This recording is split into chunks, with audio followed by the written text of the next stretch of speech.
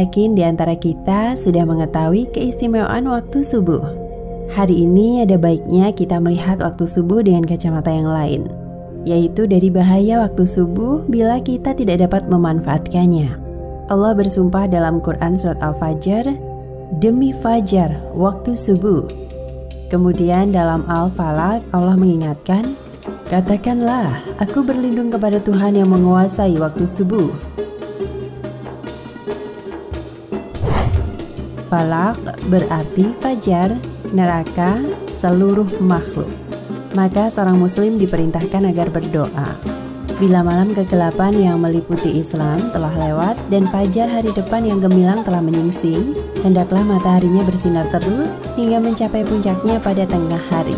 Semoga Tuhan melindunginya dari kejahatan yang ditimbulkan oleh segala sesuatu yang telah diciptakannya, baik yang nyata maupun yang tersembunyi, termasuk pengaruh buruk turun-temurun, lingkungan jahat, pendidikan tidak sempurna, dan sebagainya, supaya Tuhan menyelamatkannya dari siksaan neraka di dunia ini maupun di akhirat.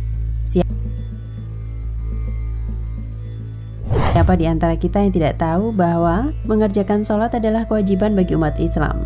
Al-Quran telah menarik perhatian kita ke arah itu di berbagai tempat dengan menjelaskan pentingnya ibadah sholat ini. Menurut Nabi Muhammad SAW, sholat adalah inti ibadah.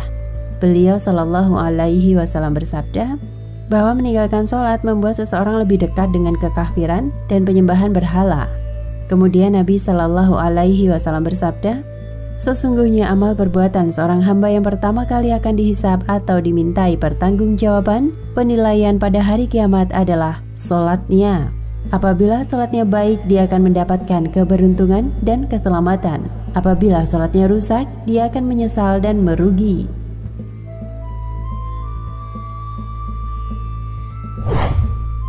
Seorang beriman sejati tidak hanya mengerjakan sholat saja, melainkan ia harus mengerjakan sholat untuk menghapus korosi spiritual, karat-karat rohaniah. Sebagaimana Nabi Muhammad SAW menjelaskan dengan sebuah contoh. Bagaimana pendapat kalian seandainya di depan pintu seorang dari kalian terdapat sebuah sungai? Setiap hari ia mandi 5 kali di dalamnya. Apakah masih ada kotoran yang melekat di tubuhnya? Para sahabat beliau SAW menjawab, wahai Rasulullah, tidak ada jejak kotoran akan ditinggalkan. Atas hal ini Rasulullah SAW bersabda, itulah perumpamaan sholat 5 waktu. Dengannya Allah akan menghilangkan dosa dan menghilangkan kelemahan. Dengan demikian tidak tersisa sedikit pun karat rohaniah pada jiwa seseorang yang sholat 5 waktu. Salah satu syarat untuk hal itu adalah sholat berjamaah pada waktu subuh.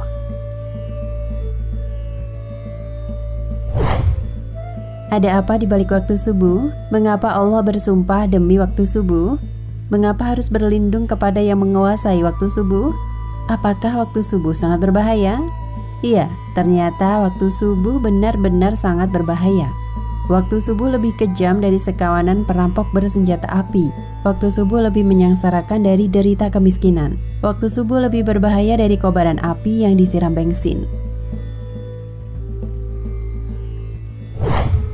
Jika ada sekawanan perampok menyatroni rumah Anda dan mengambil paksa semua barang Anda, emas dan semua perhiasan digondolnya, uang cash puluhan juta ditilepnya, laptop yang berisi data-data penting Anda juga diembatnya, mobil yang belum lunas juga digasaknya. Bagaimana rasa pedih Anda menerima kenyataan ini? Ketahuilah bahwa waktu subuh lebih kejam dari perampok itu. Karena jika Anda tertindas sang waktu subuh sampai melalaikan sholat fajar, maka Anda akan menderita kerugian lebih besar dari sekedar laptop dan mobil. Anda kehilangan dunia dan segala isinya. Ingat, 2 rakaat fajar lebih baik dari dunia dan segala isinya. Hadis riwayat Muslim. Waktu subuh juga lebih menyengsarakan dari sekedar kemiskinan dunia, karena bagi orang-orang yang tergilas waktu subuh hingga mengabaikan sholat subuh berjamaah di masjid, maka hakikatnya merekalah orang-orang miskin sejati yang hanya mendapatkan upah 1/150 atau 0,7% saja pahala sholatnya. Dan barang siapa yang sholat subuh berjamaah, maka ia bagaikan sholat semalam suntuk. Hadis riwayat Muslim. Salat semalam suntuk adalah salat yang dikerjakan mulai dari tenggelamnya matahari sampai terbit fajar. Fantastis.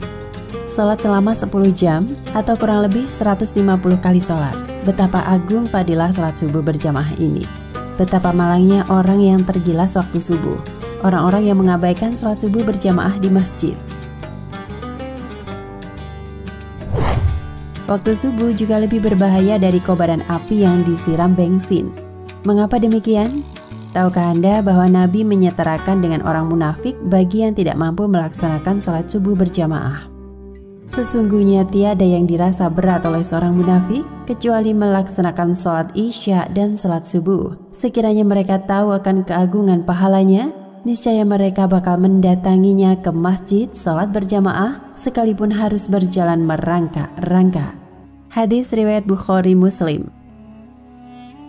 Orang yang tergilas waktu subuh sehingga tak mampu mendatangi masjid untuk sholat berjamaah sesungguhnya adalah orang yang dalam keadaan terancam bahaya, karena dirinya disetarakan dengan orang munafik. Sebab ancaman bagi orang munafik adalah neraka jahanam. Sesungguhnya Allah akan mengumpulkan orang-orang munafik dan orang-orang kafir di dalam jahanam. Quran Surat An-Nisa ayat 140.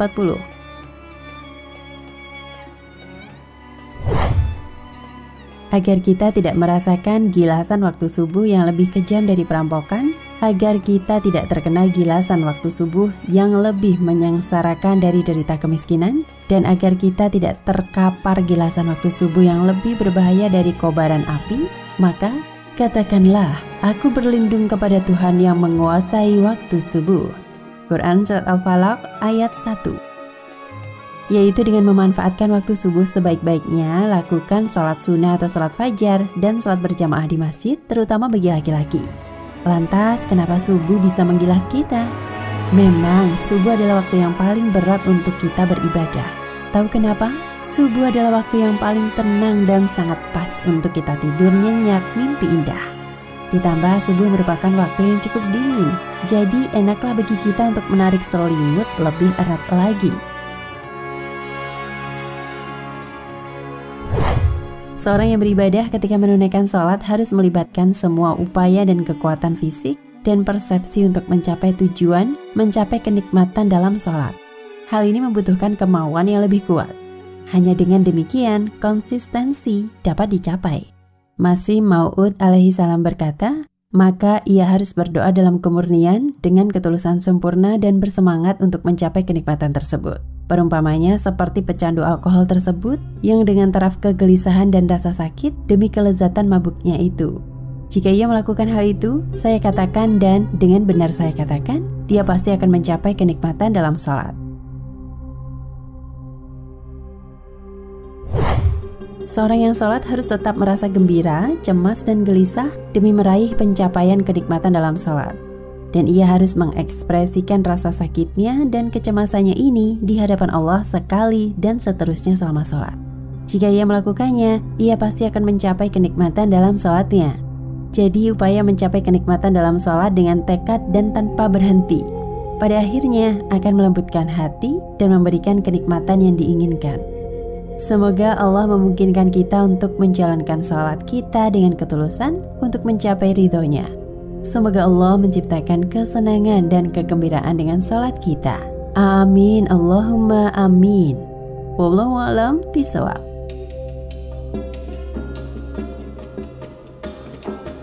Nah, pemirsa Ensiklopedia Al-Fatih, sampai di sini perjumpaan kita kali ini. Semoga menginspirasi.